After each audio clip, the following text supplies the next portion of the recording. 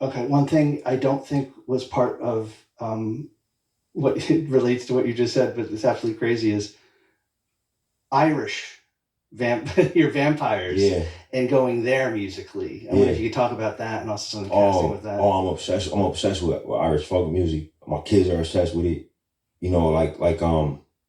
Look, my first name is Irish.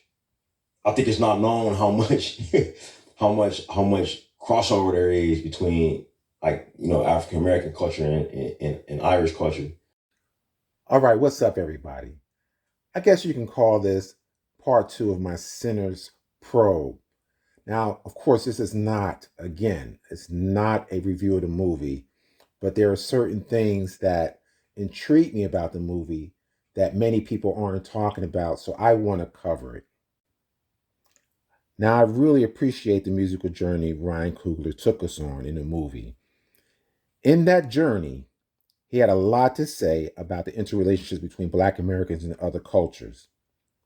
Now, I want to focus on a particular message that Coogler attempted to communicate near the end of the movie. That message was included in one of the final scenes. Here's a minor spoiler alert in case you didn't see it, the movie yet, where the head vampire, whose name is Remick, is doing an Irish jig outside the juke joint. Now, while Remick was having a good time dancing, the black vampires were circling and dancing around him, appearing to enjoy the spectacle. Now, clearly, I can't read Coogler's mind. I don't know what he was really thinking, but I took it to mean that he was trying to convey the message that Black Americans and Irish have this close connection and bond. Now, the fact that he was doing the Irish jig was significant for me because there's always been this narrative that tap dancing comes from clogging in the Irish jig. So I was wondering whether or not Coogler was trying to reinforce that message or that narrative. So what I want to do in this particular video is somewhat examine that particular narrative and try to determine whether or not it's true or not. There are certain things that I found out in my research that somewhat convinced me that maybe this connection is really not there. The Irish and Black Americans have a much more complicated history than many would like to believe. The Irish were among the first persons to introduce minstrelsy to the world. The majority of the minstrel performers were, in fact, Irish. Tim Rice happens to be Irish, and he's the person who coined the phrase Jim Crow and sang a song by that same title during his performances at minstrel shows. It was said that he got that song from an enslaved African. Let me introduce you to the person who I believe was strategically placed to be the face of this supposed new Black American and Irish dance fusion called tap dancing. The person who I'm speaking about is no other than William Henry Lane, aka Master Juba, aka father of tap dancing. You might ask, why William Henry Lane? Frederick Douglass talked about Juba, and he described it as being a beat. And in his description, you get a sense of Master Juba's feet working along to a beat. And on the plantations, again, it was so powerful because drums had been forbidden. Drums were seen as being intimidating, as a sign of subversion, and so they'd been forbidden. So Master Juba first comes to public attention in 1842. The great English writer Charles Dickens is traveling in America, and he wants to be taken to the sleaziest part of New York, which is the Five Points. He wants to go to a cellar bar, and he very wisely asks for a police escort. So he finds himself in the cellar bar in the Five Points in 1842, and there he encounters a dancer. Charles Dickens had written about him, and he says that Juba danced with two left legs, two right legs, all sorts of legs and no legs at all. Dickens's description is just wonderful and magical. And I could just read because it's so powerful. The dance commences. Every gentleman sets as long as he likes the opposite lady, and the opposite lady to him. And all are so long about it that the sport begins to languish, when suddenly the lively hero dashes to the rescue. Instantly the fiddler grins, and goes at it tooth and nail. There's new energy in the tambourine, new laughter in the dancers, new smiles in the landlady, new confidence in the landlord, new brightness in the very candles. Single shuffle, double shuffle, cut and cross cut, snapping his fingers, rolling his eyes, turning in his knees, presenting the backs of his legs in front, spinning about on his toes and heels like nothing but the man's fingers on the tambourine, dancing with 2 left legs, 2 right legs, 2 wooden legs, 2 wire legs, 2 spring legs, all sorts of legs and no legs. What is this to him? And in what walk of life or dance of life does man ever get such stimulating applause as thunders about him when, having danced his partner off her feet and himself too, he finishes by leaping gloriously on the bar counter and calling for something to drink with the chuckle of a million of counterfeit Jim Crows in one inimitable sound. And that is the way Charles Dickens, known as Buzz, described this young black dancer. He is considered one of the first Black American dancers that is documented as being in the presence of other Irish dancers, mainly through minstrelsy. He too put on blackface and performed for white audiences in the 1840s. Now, for those who may not be familiar what minstrelsy is or minstrel shows, let me do a quick review. What is blackface in minstrelsy? Imagine a time in the early 19th century when entertainment took on a different form.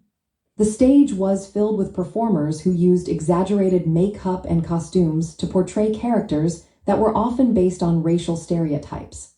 This practice, known as blackface, became a prominent feature of American minstrel shows. Blackface originated in the United States during the 1830s and involved white performers applying dark makeup to their faces to imitate African American individuals. These performances often included singing, dancing, and comedic routines that perpetuated negative stereotypes about Black people. The characters created in these shows were typically depicted as lazy, foolish, or overly emotional, reinforcing harmful societal views. Minstrelsy quickly gained popularity and became a significant part of American culture, influencing various forms of entertainment, including music and theater. The performances were often characterized by their use of humor and music, but they also served to reinforce racial divisions and promote discriminatory attitudes. During his short life on Earth, he gained such a reputation for being the best dancer alive. At some point, he went on tour entering dance contests against the best Irish dancer at that time. One such dancer was an Irishman named John Diamond. He was one of minstrelsy's best dancers. Apparently, the contest between Master Juba and John Diamond was great entertainment for that day. According to some news reports, one of the contests included the Irish jig. It was also reported that Master Juba learned the jig from a Black jig dancer named Uncle Jim Lowe. Now, I tried to do more research on this Uncle Jim Lowe, but I found nothing else other than his association with Master Juba. I just found that kind of strange. It appears that Master Juba won all of the dance contests except one. As his star continued to rise, he received more opportunities to perform. He eventually ended up in London, where he died at the age of 27. So here's another description of how he danced while in London. All right, let's check out this lengthy review, 1848, from the London Mirror. And some of these words are kind of crazy, but let me see if I can get through it. There never was such a laugh as the laugh of Juba. There is in it a concentrated laugh, a 50 comic pantitomes. I don't know if that's how you pronounce it. It has no relationship to the chuckle, at least all the horse laugh, but a bit of it. It is a laugh distinct, a laugh apart, a laugh by itself. It enters into your heart and you laugh sympathetically. It creeps into your ear, it clings to it, and all the subsequent sounds seem to be imbued with the cachinatory quality. Well, though the laugh of Juba be wondrous, what may be said of Juba's dancing? We fancy what we have witnessed every kind of dance, from the wilds of Cafina to the stage of Académie at Paris, but all these choreographic manifestations were brought poor shuffling, compared to the pedal inspiration of Juba. Such mobility of muscles, such flexibility of joints, such bounding, such sliding, such gyrations, such toes and such heeling, such backward and forwarding, such posturing, such firmness of foot, such elasticity of tendons, such mutation of movement, such vigor, such variety, such natural grace, such powers of endurance, such potent of passion were never combined into what? One N-word. Juba is the Vauxhall what Lynn is to Opera House. Now, after listening to both descriptions of Master Juba's dance style, nothing about it appears to resemble tap. I find it odd because he's known to be the father of tap dancing. What is also odd is that there doesn't appear to be anyone from that period that emerges as his heir apparent. Where are they? They largely seem to be absent, at least for the next 75 years. As I stated earlier in this presentation, I believe the fusion narrative is somewhat manufactured. If you believe this story, there is no way that an Irish person wouldn't have emerged as the first white tap dancer or the first tap dancer, period. Think about it. All of these Irish minstrel dancers were eyewitnesses to Master Juba's dancing. Since they were already familiar with Black American dance due to their time as minstrel show performers, adding a jig to the dance would have been a natural evolution. The fact that that did not happen makes me think that this fusion narrative is highly questionable. Fred Astaire is recognized as being the first white tap dancer. Now, it's no secret that he was taught by a Black dancer named John Bubbles. Everything that I see as it relates to tap dancing points to a Black American creation.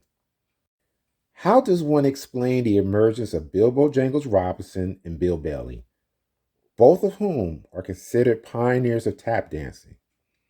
It is highly unlikely that they were exposed to the Irish jig, considering they grew up in the Jim Crow South, in Richmond, Virginia, and Newport News, respectfully. I want you guys to listen to this interview of a gentleman who lived in Virginia, Richmond, Virginia, during the time of Jim Crow. There will be other people talking as well, and you'll get a sense of the atmosphere of the Jim Crow South. There is no way that these gentlemen, and I'm referring to Bojangles and Bill Bailey, ever came into contact with Irish culture in their formative years, given how segregated the communities were.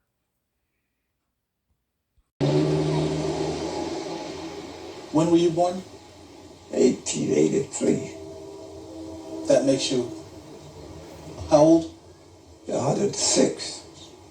Morgan Jones says that in his 106 years, he's worked every job a poor man could while growing up in the segregated South. Those museum artifacts were part of his life. Do you remember seeing signs around that said colored only, white only?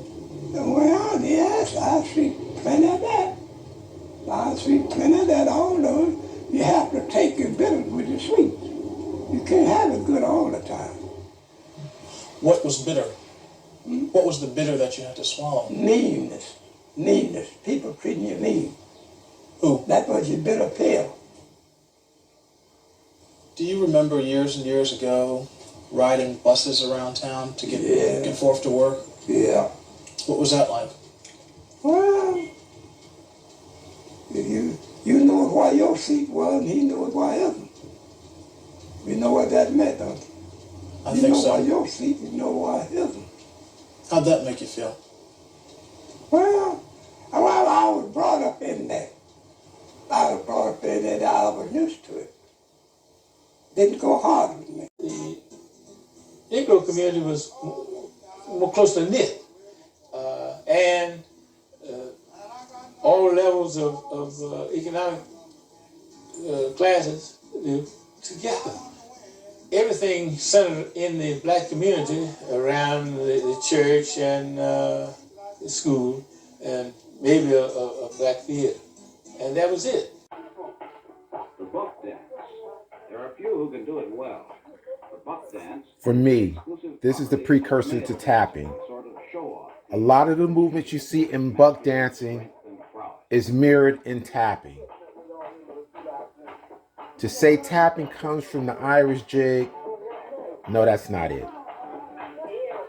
This is the precursor. Soft shoe, buck dancing.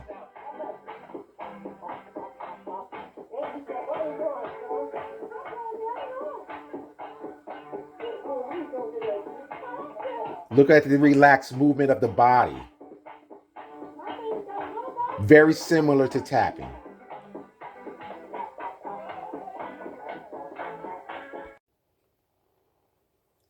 Now, if you look at the feet, they're doing heel and toe. This is buck dancing. This has nothing to do with the Irish jig. This particular dance was developed independently of the Irish. Buck dancing comes from African American culture.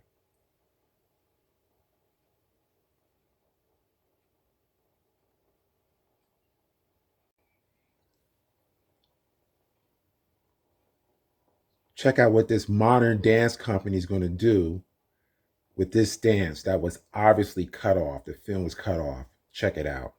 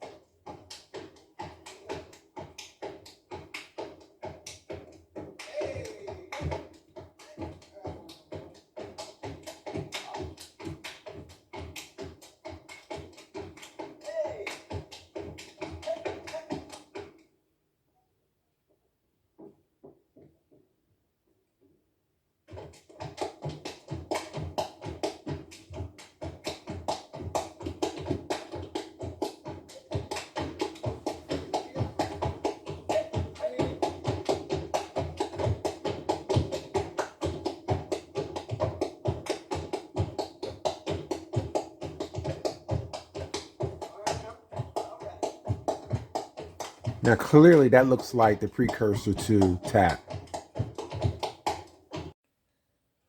This footage is from a documentary called Steps of Freedom, the story of Irish dance. And in this particular documentary, they go into the traditions of Irish dance, but they also link it to tapping. So tapping for them is part of their ancestry. So I want you to listen to how this young man talks about the so-called amalgamation of the African and the Irish. In the 19th century, we find Irish and African Americans dancing off against each other in the bars and on the streets.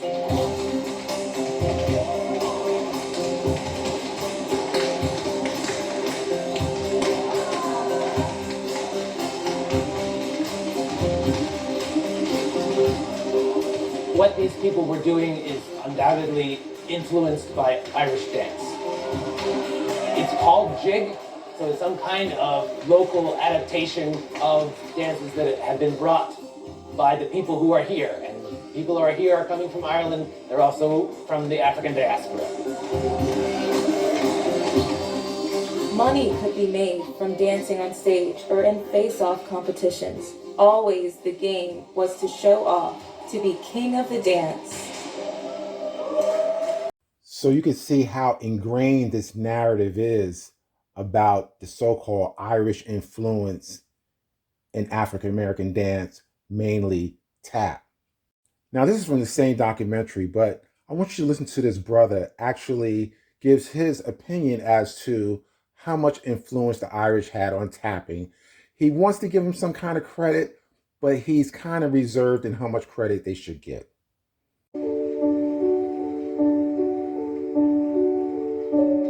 If you look at the origins and the history of tap, I can't say there's nothing Irish about it, but it becomes complicated, especially with African Americans, just because so many times over and over again things have been taken, and even when we do create things, history has been written to say that we weren't a part of it or we didn't create it. And so sometimes it can be hard to watch someone doing something that you know is part of your culture and you being written out of its history. This is not an idle fear. There's a long history of whites taking credit for black innovation. In fact, whites imitating blacks and taking credit for it is American culture, from minstrelsy through jazz, through rock and roll, through hip hop. I mean, it happens over and over and over again. As I was doing my research, I came across this back and forth online. I believe it's from Reddit. And here's the question. It deals with this issue of the influence of African American and Irish dance culture. Is it true that there is no Irish influence on the origin of tap dancing?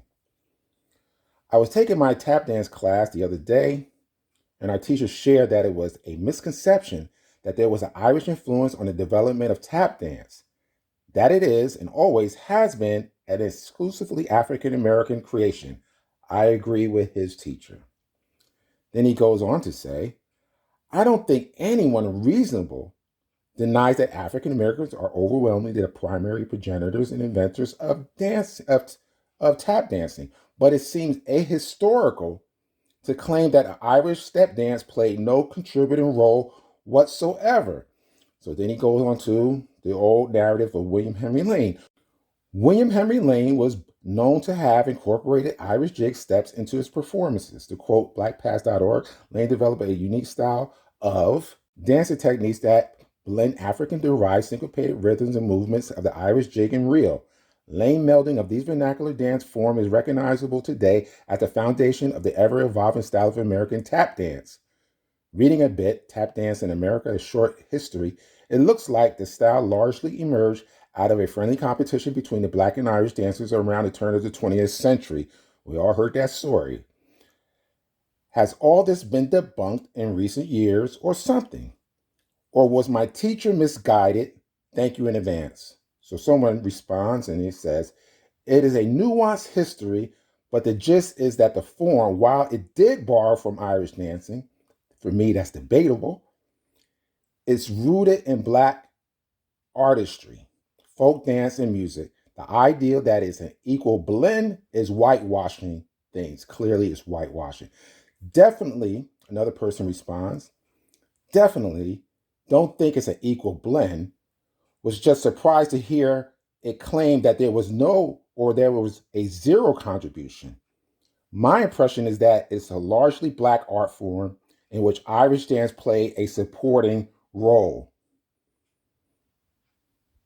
Another person responds, it's probably 85% African American, 5% Irish, 5% Native American, and 5% a mix of other things. And yes, I just made all those numbers up, but just as an example, it's a blend, as all folk traditions do, incorporate other influence, but was really invented by African Americans or Black Americans.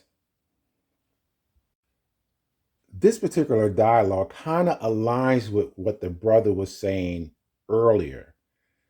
He want to give credit to the Irish, but he just don't know if he should or not, because so much of our culture has been hijacked. I still find myself in the camp of no influence. That's just me. Now, if you are at all conflicted as to whether or not tap dancing comes from the Irish jig or clogging, I would simply ask you, when you learn a new dance, did you try to incorporate all the elements of the dance, or did you just try to pick out certain parts that you like? For example, if I wanted to learn how to break dance, do you think I can omit footwork from the dance and still be considered a breaker? Of course not. It's human nature to incorporate all that you see in a particular dance.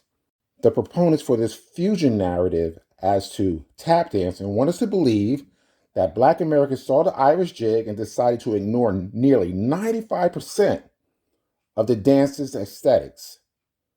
There is nothing about tap dancing that resembles the rigid upper body positioning of the Irish jig dancers or cloggers. If you look closely at the stepping application of the feet, the technique of the jig dancer is completely different from that of tap dancers. The only similarity between the two dancers are the percussive sound that both dances offer. As demonstrated by the great Gary Hines, the technique of tap dancing is so unique and so different from anything Irish jigging offers. It's more of an improv dance.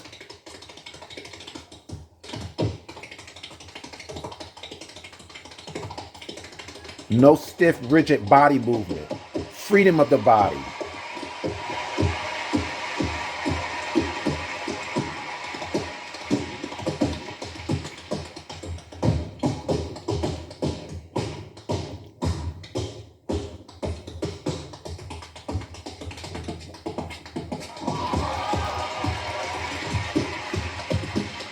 Nothing about that is Irish jig.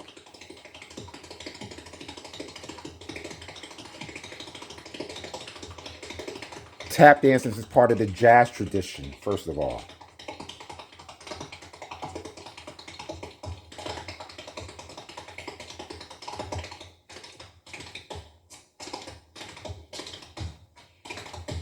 If this is your first time to this channel, welcome. If you haven't subscribed, take the time to subscribe. Definitely thumb up the video. Please thumb up the video. Share this information. It's so important. Until the next time, peace.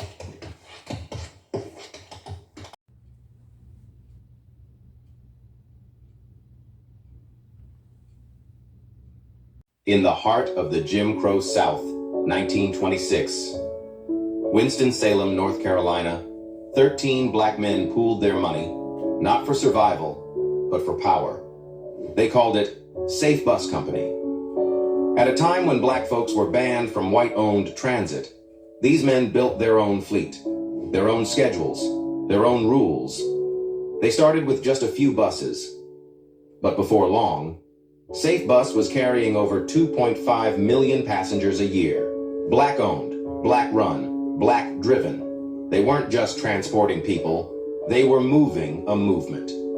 By the 1940s, it had become the largest black-owned transportation company in the entire world. Proof that when we unite, invest, and build, we don't just survive, we dominate. To my people I ask, how many of us today are willing to do what they did?